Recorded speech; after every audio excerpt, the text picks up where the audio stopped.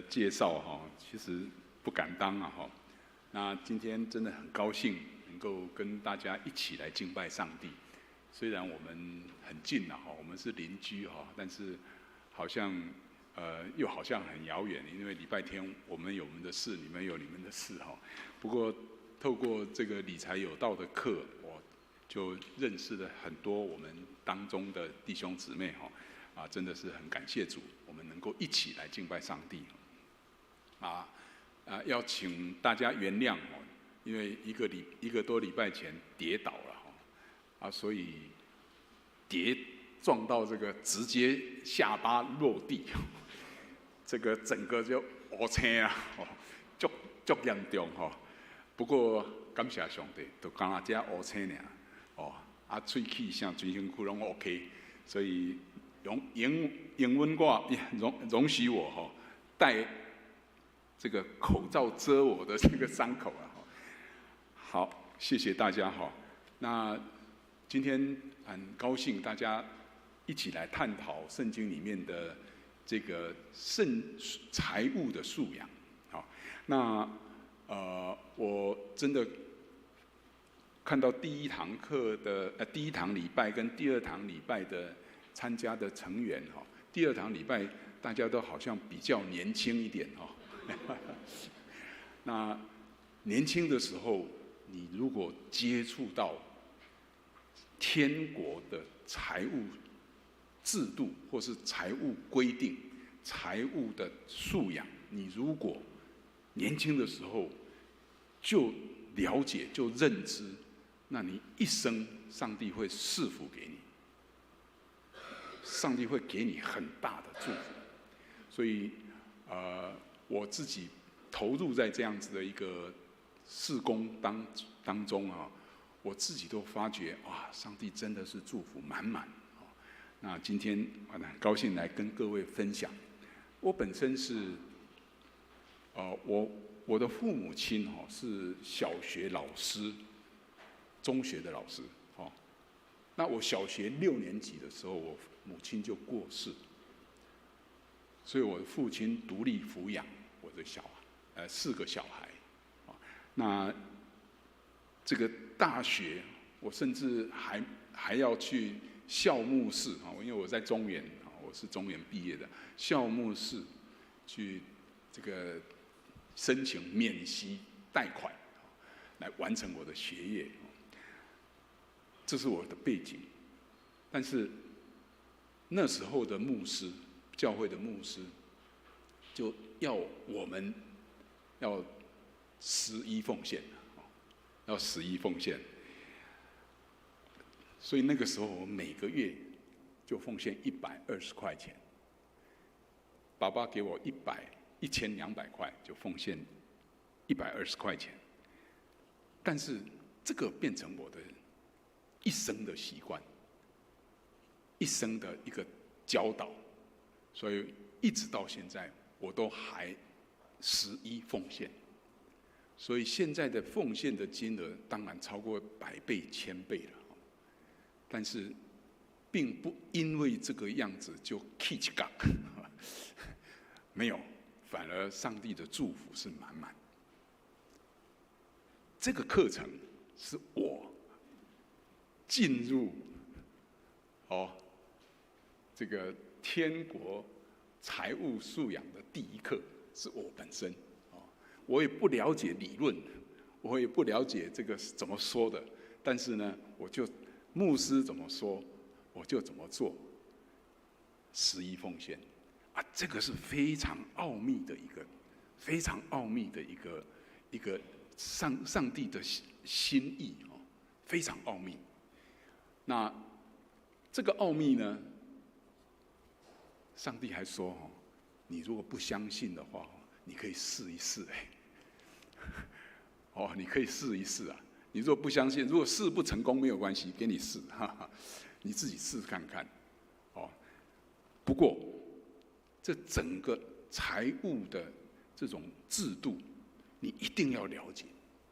这个11奉献其实只是一个而已只是其中的一个。那上帝在创造这个宇宙万物的时候，他已经定了这样子的一个制度，就是用钱的制度。用钱的制度，那有很多的这个制度，我们今天大概也只能够说一部分而已。是只能说一部分。所以夏牧师有邀请大家，如果大家有时间，参加10次的这样子的课程，然后深入的探讨。因为我们到礼拜堂来敬拜上帝。我们来这里敬拜，有时候我们会感觉都是形而上的东西，哇，上帝也看不到，然后这个平安喜乐，看到别人有，我们都没有，这很形而上的这样子的信仰。但是上帝透过金钱，因为每一个人都要用，每一个人都要用到钱，透过金钱在教导我们怎么过一个信仰的生活。所以我常常鼓励我们的学员，或是说朋友，就是钱其实是神给我们每一个人，不管你是基督徒不是基督徒，钱是给我们的一个信仰的教育的工具，让我们透过用钱来认识神，来亲近神。这个钱，也就是说，其实你在用钱的这个心思意念是什么？就是你内心的价值观。你想要买一台车，你是要买什么样的车？这个转念之间，或是在思考之间，这个都是你的价值观在处理、在决定。这个价值观是什么？你认为最重要的？人生当中什么你认为最重要？最重要就是神嘛，对不对？所以我们的价值观其实就是我们的信仰。那这个价值观透过钱财来教导你，什么你要付钱付在最有价值的地方，这个是我们一个信仰的表现。所以一个人属灵不属灵，从他怎么用钱，你就可以了解。你的钱用法不符合上帝的要求的话，你说你足热心，你很热心，每个礼拜来做礼拜，每个礼拜1/10奉献，每一个礼拜你都这个可以讲一篇很好的道理，但是你的用钱不符合圣经的道理，对不起，不够属灵，你知道所以如果你能够了解圣经里面的用钱法则，不但你的信仰得到坚立，你跟神的关系会很亲密，而且上帝会因此大大的祝福你。就像11奉献这个道理，其实你说这个是什么道理啊？11奉献没有，很简单的，就是你收入的1/10奉献，就是这样子而已。这为什么可以这样子？你试啊，你试啊，你试试看，上帝是不是开天窗赐福给你，叫你怎么样无处可容？这个是这么大的祝福。那我就是那个时候学习到这个第一课。那我真的是后来我当公司的营运者也是公司的这个总经理我就发觉很多都需要回到圣经的原则来处理。所以圣经的原则是我们一生当中，我们不管你是做生意的，你是当老师，你是当医生，你是 anyway， 都需要知道圣经里面神透过圣经来教导我们活出一个人来，活出一个丰盛的生命来。好，或许有人会谈说啊，这个教会里面不要谈钱了，这个太俗世了啦，光得钱的万谈啊，但是请大家稍安勿躁了，因为我今天跟大家谈的是属天的，是天国的财务素养，不是属世的。属世的财务素养跟天国的财务素养其实不一样，很多基本理念完全不一样哦。那没有关系，如果大家有意见哦，你就暂时听听，然后你若有意见或是听不懂，接下来会后你可以来指正我啊，我们一起来探讨，好不好？那圣经在今天这个经文里面谈到的是，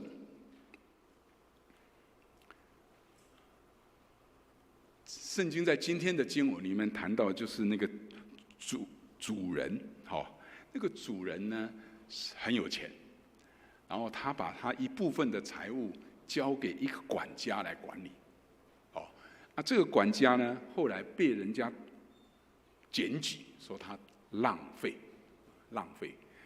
那这个管家就说好吧，你既然浪费我的资源，我就不用你了，然后你把它清册交出来账册交出来，结果这个主人呢，这个管家就想说哇麻烦了，我就没头路啊，没有怎么办啊？你要叫我去耕田的话，我又没有力量然后要去做乞丐我没有面子所以他呢他就想说，突然让他想到一个事情，他说：我现在在还没在交接以前，还可以做一些事情。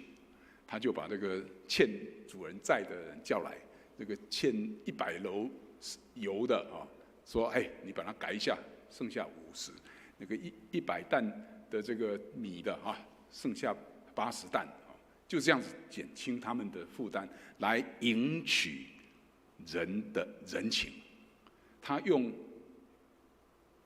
钱来换取未来的机会跟价值。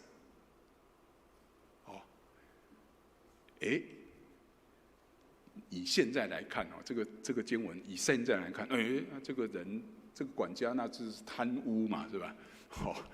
但是在那个时代，圣经里面谈说，他是被检举浪费，不是被检举贪污，所以可见，就是当时的世代是主人交代他这个产业，这个请他去管，然后赚多赚少，其实主人并不在意，所以他才有办法做手脚。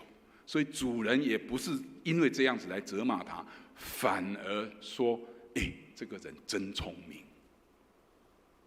反而说他真聪明，能够这样子的处理，他还是替老板赚了钱啊，是吧？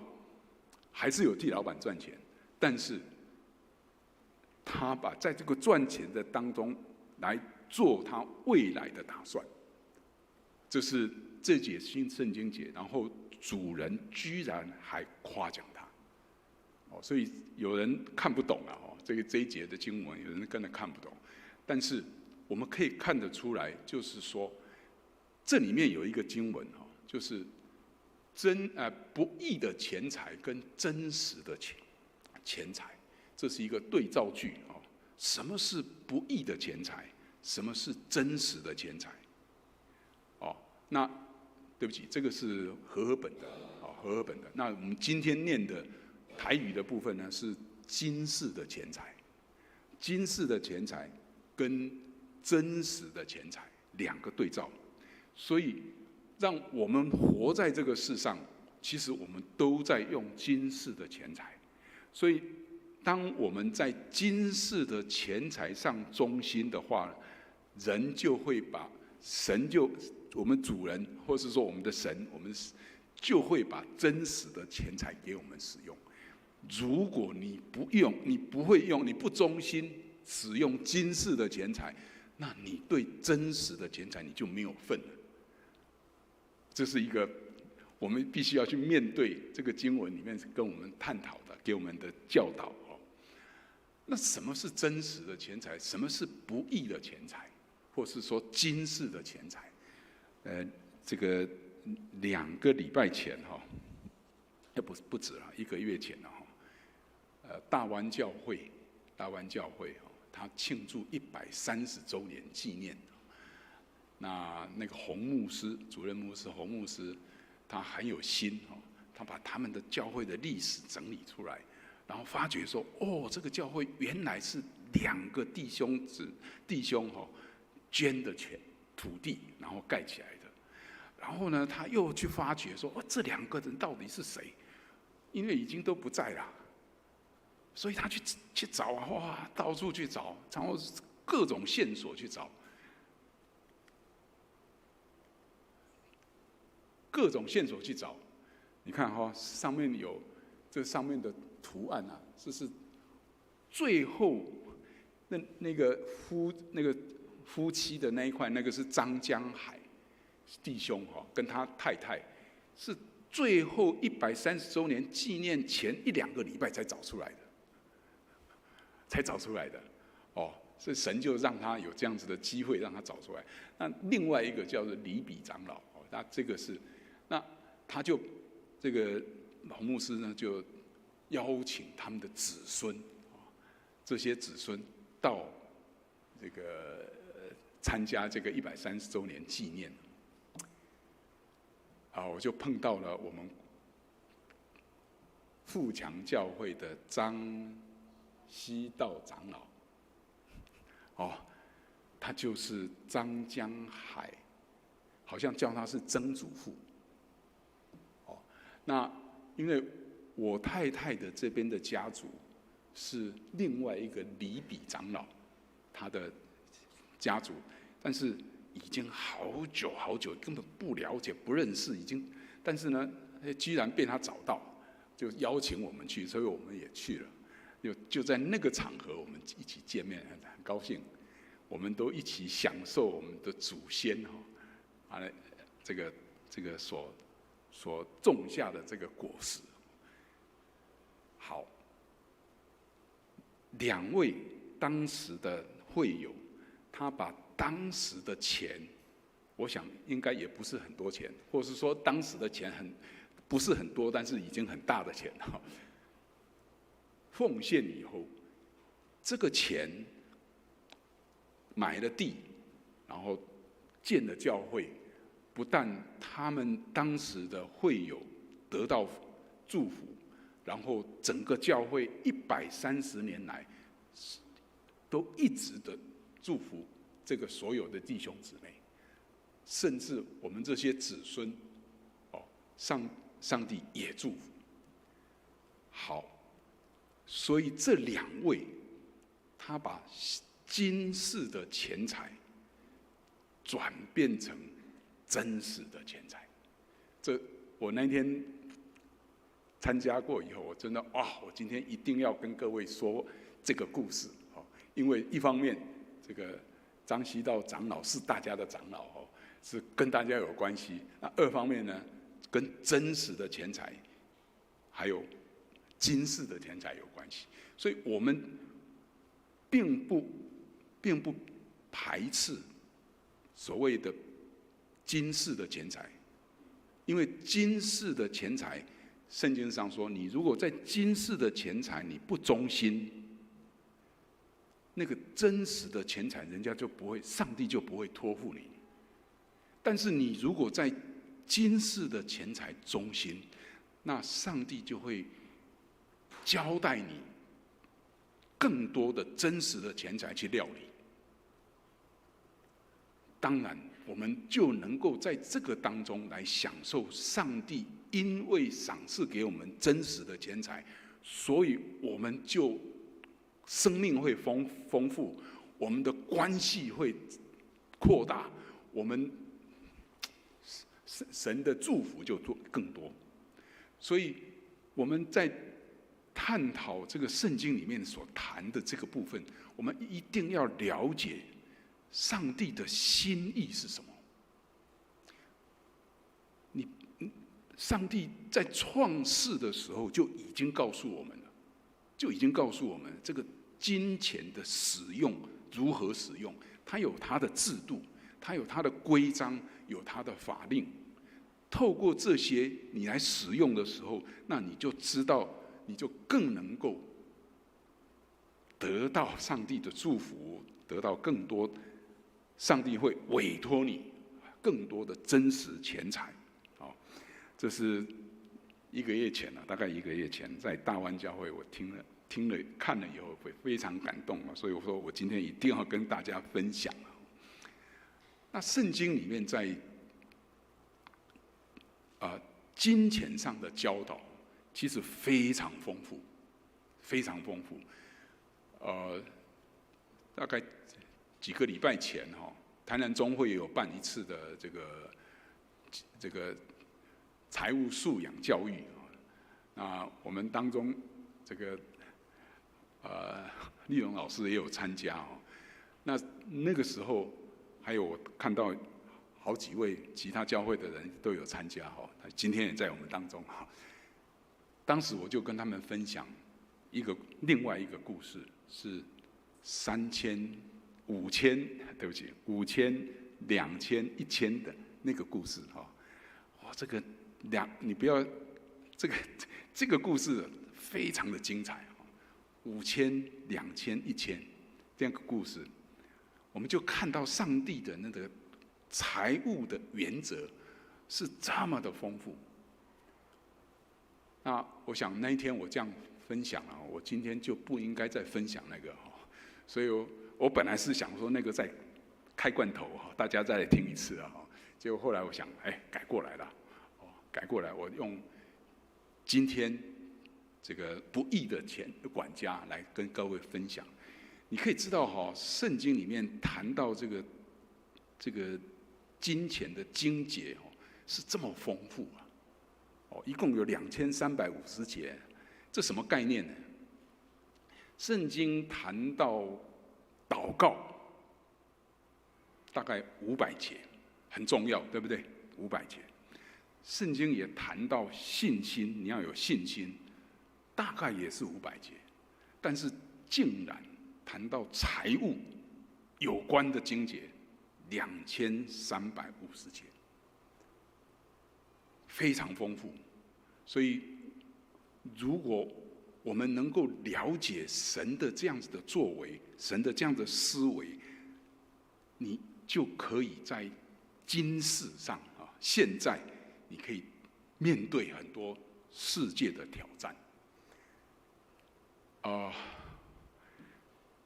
我刚刚退下这个长荣中学的董事长的职分，我在6月底退任下来。一方面呢，是因为我年纪了70岁了，你知道70岁是不能够再接任一方面也是这个长荣中学把长荣中学现在的情况让总会去了解，然后请总会介入来处理长荣中学的问题。那长荣中学最大的问题是什么？其实老师都非常优秀，学生也都很好，然后这个学校又是最蛋黄中的蛋黄7甲的地，然后坐落在这么好的地方。我去长荣中学，我是2年前的这个临危受命来接任这个董事长的职位。我去了以后，我发觉其实我就是用圣经的理财概念我去，也可能可能当时的那个董事长也是因为我有在了解认知这种圣经的理财概念，所以邀请我去当董事我太太是非常反对说这个一捆你给我挑了不过也使命的关系，我就加入哦。那我加入以后，发觉长荣中学真的是太丰富了，资源太多了。哦，我就讲到一个笑话，不是笑话，这个大家有没有想过那个知道一个故事，就是那个以利沙的一个学生，他的有学生死掉以后，他那个寡妇被人家讨债，然后要抓他2个孩子来抵账哦，然后他就跑去以利沙那边去跟他说怎么办啊？这也是钱的问题，是吧？也是钱的问题。以利沙怎么处理？以利沙有没有说啊？你欠我这？没有哎，以利沙没有这样问他哎。以利沙说啊，你要我这？你有什么？以利沙是这样问他的哦。因为没啊，拢没啊，是剩下一罐油，小油而已啊。好，以利沙就教他，你看你们怎么去处理？去借罐子来，然后去倒，然后最后卖掉，然后去还债。这个故事是什么都没有，剩下油而已。我看到长荣中学，哎呦，完全不同的故事。我说长荣中学什么都有，就缺一样，缺什么呢？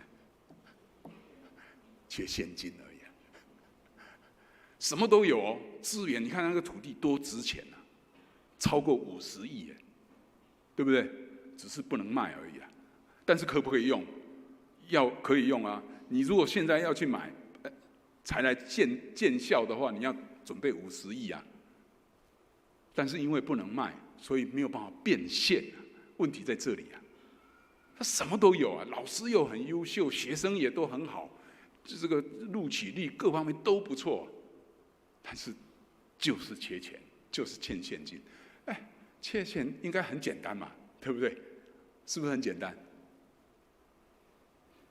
事实是很简单，但是如果你在今世的钱财不忠心，谁还把那真实的钱财托付你？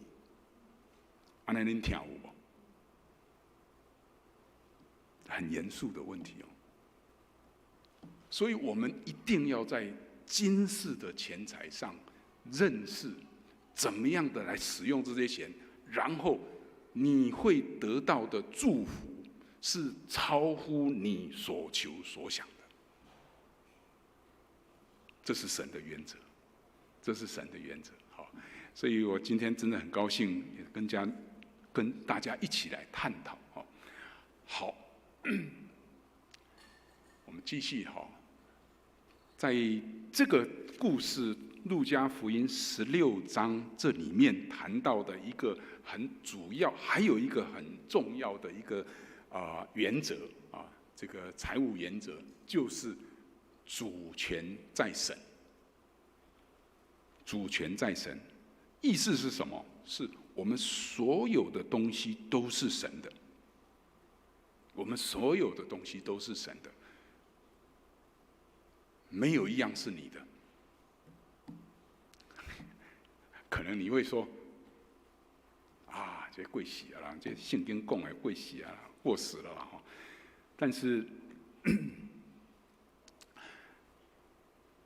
你如果深深去体会说，所有都是神的话，那你在处理世界上的事情的时候，你会有很多不同的做法。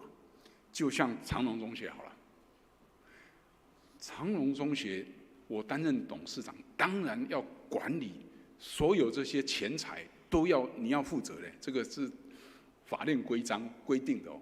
就是说，如果没有钱，董事会都要负责，是这样子的哦。好，哇，那别加别困啊，因为没有现金嘛，不能够平衡嘛，所以呢，你怎么去找钱呢？到处去找了，可以卖的地都卖了啦，可以开发的地方也开发了，但是都来不及了。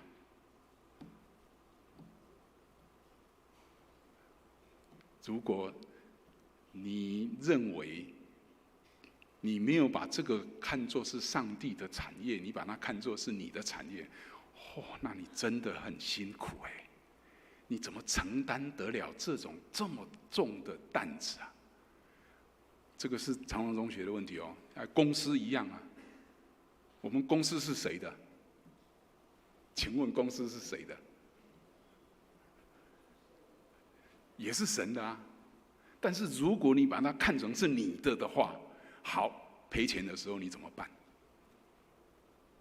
没家没困哦，没家没困哦，你可能还要身体都还生病哦，你的身体都搞砸了，对不对？但是如果你把它看成这兄弟，上帝啊，这是你的哎，上帝，这个产业是你的啊，这个公司是你的啊，现在碰到这个问题啦，哎，请主耶稣来帮忙啊，因为是你的啊。我一生碰过，因为我一直都在台南企业嘛上班那一生碰过2次大的灾难。一次我带队到萨尔瓦多去建厂，然后盖了一个非常漂亮的厂。我说哇，这个地方以后发展会很好。结果就在那边大肆发展结果2年以后我就夹着尾巴就逃回来了，因为很多复杂的事情，然后我自己瘦了10公斤，当时还没有学到这个冠冕理财后来第2次在上海，我们有另外一家上市公司，就是 Tony Weir 大家可能有人了解 ，Tony Weir 在上海上市，结果一上市以后股票就降下来。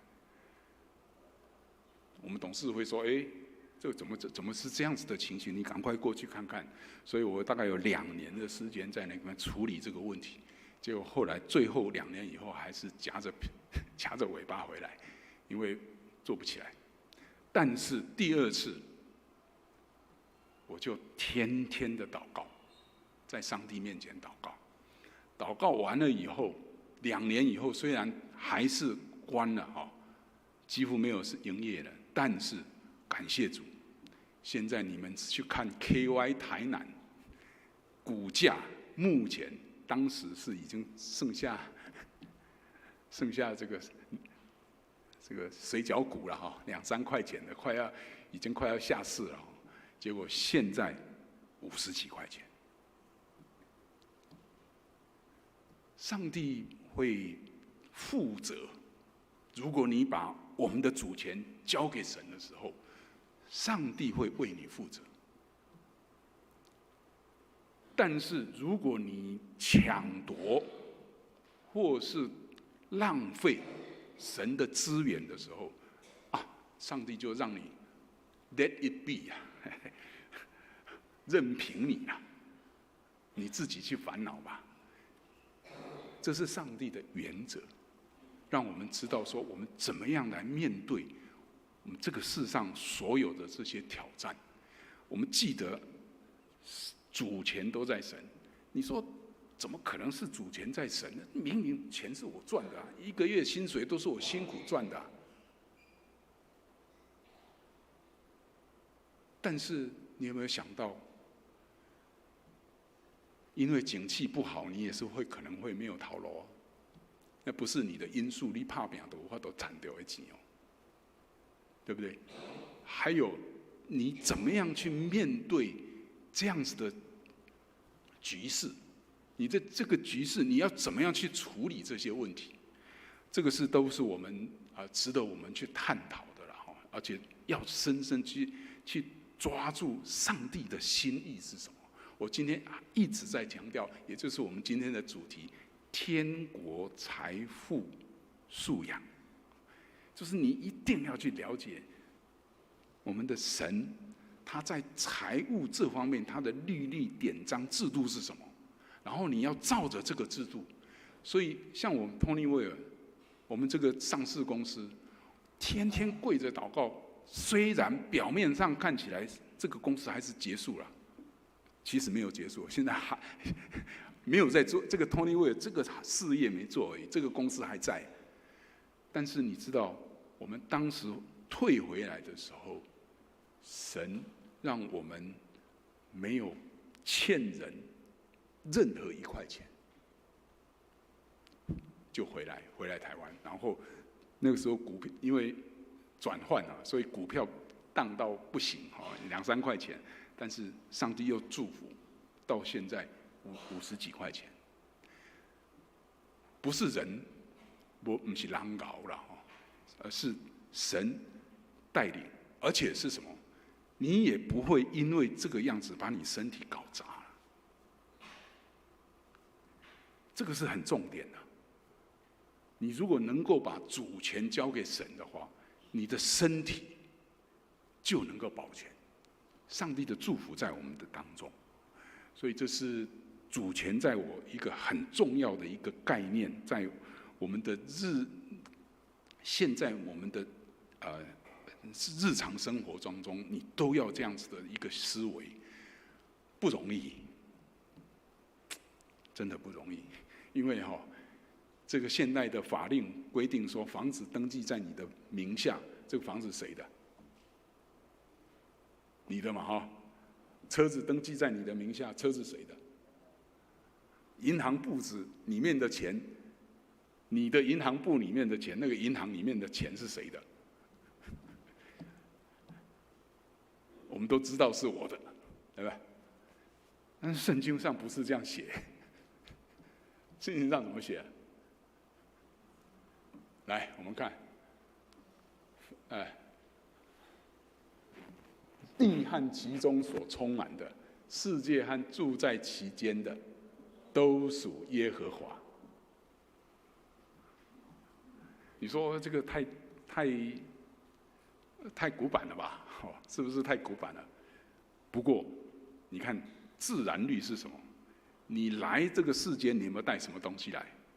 没有。你离开这个世界，你要带什么东西去？1毛钱你都带不走，你在没影响。你在这个世上在没影响，你在忙什么？忙赚哇，赚很多钱，赚很多钱哇！我这样我比较安心。带不走的1毛钱你都带不走，怎么办？上帝的原则是什么？所以我们不要让现代的社会的制度或现代的法令来约束我们跟上帝的关系。上帝的关系是这么的自然，就是这样子。你生不带来，死不带去。你永远没有人可以突破这样子的一个辖制，这个不是辖制，这样子的一个制度，或是说规范。那你透过这样子的规范，你去了解你最重要的事情是什么？不是赚钱，不是吗？你还可以比赚钱还有更重要的事可以做吗？不是吗？我们慢慢去思考这个主权在我有很多值得我们思考的了。这个在课程当中有一课就是谈这个，每次谈到这一课的时候，哇，冲击最大，对大家的冲击最大，要脑筋要转过来都转不过来但是当你如果转过来以后，一帆风顺，上帝会大大的祝福你。这是第一个，我想跟各位探讨的所以到目前为止，我跟各位说明了3个这个天国财务素养第一个是什么？11奉献。第二个是什么？今世的钱财你要忠心的来使用。第3个是什么？所有都是神的。OK， 好，那我们进入第4个。我们的时间是到几点了？会不会超过？好，谢谢牧师说没有关系啊。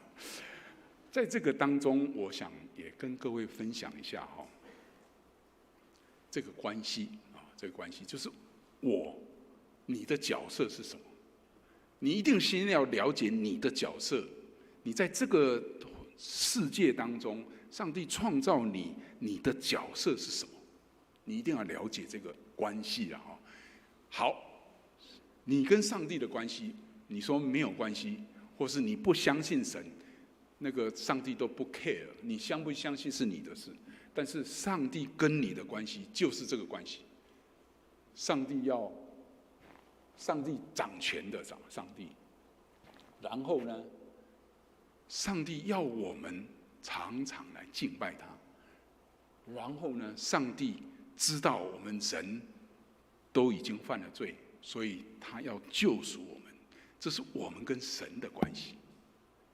这个关系你一定要先认定说好，我们要跟神的关系，我要和好，要跟神的关系和好。我们要成为，上帝还说，凡相信我名的人，就做上帝的儿女。所以上帝也开了大门，让我们能够成为神的儿子。这是天父成为我们天上的父亲，这是第一个关系。然后你也要了解你跟人的关系，不管你是基督徒不是基督徒，你跟人的关系你也要了解。我们人跟人的关系，就是其实我们都是不足的人。圣经上说都是罪人，都是这个犯了罪，或者说离开神的人。那上帝有救恩嘛？那上帝的救恩就是差派耶稣基督来到世上，然后叫一切信他的人不至灭亡，反得永生。所以这是神为我们开路的这个救赎。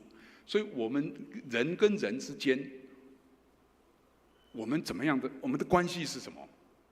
是彼此之间的关系。但是你一定要了解，我们虽然耶稣基督已经成为我们的救主，洗清我们的罪，但是我们是不是还有可能犯罪啊？还是有可能啊，因为我们还是有限的人，活在这个世上啊。好，所以其他的人，我们周遭的人也是一样，是不足，或是有也是罪人也是会有问题的人啊。那怎么样的面对这样子有罪的人跟有罪的人怎么样在一起？这是我们要学的。所以耶稣基督教导我们怎么样？主导文里面怎么说？你要常常赦免别人的罪，如同神赦免我们罪一样。所以我们在这样子的环境当中，我们还是罪人的一个团体。你不要说这个教会是一个圣人的团体，不是，这个教会是蒙恩的罪人的团体。我们都不足，我们在这个不足的当中，我们彼此要存着信心、爱心，我们对每一个人都要有盼望。他有一天他会悔改，相信神；他有一天他会好起来。这是我们人跟人之间的这样子的一个关系这个关系就是我跟世人的关系。另外一个关系就是你跟万物的关系。那万物的关系是怎么样？是供应，万物是供应我们的，所有的食物都是从万物供应我们的，不管是肉的，或是谷类的，或是任何的菜蔬，都是神透过这些万物成长，然后供应我们。没有一项是人造的。所谓人造的是再制品，再制品也是从原来的再制而已。像豆腐是再制品，豆腐是从怎么做的？是豆做的，黄豆做的。黄豆你可以做吗？人可以做黄豆吗？不行。所以我们都是靠着神供应我们，然后我们要负责去治理，治理这地，然后让它生养众多，然后能够祝福更多的人。这是我们每一个人在这个世上的责任。所以这个图很可以让我们了解我跟这个上帝创造的这个万物天地之间的关系。好，这个关系当中，我的关系最重要，我的角色变什么？我的角色就是人的角色是什么？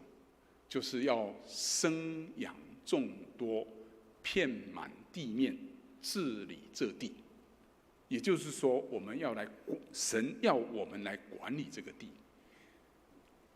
或是说，神委派我们每一个人成为你所管辖的部分的总经理，你全权负责，来管理这些事情，来治理这些事情，然后来祝福别人。这是神要我们每一个人做的事。好，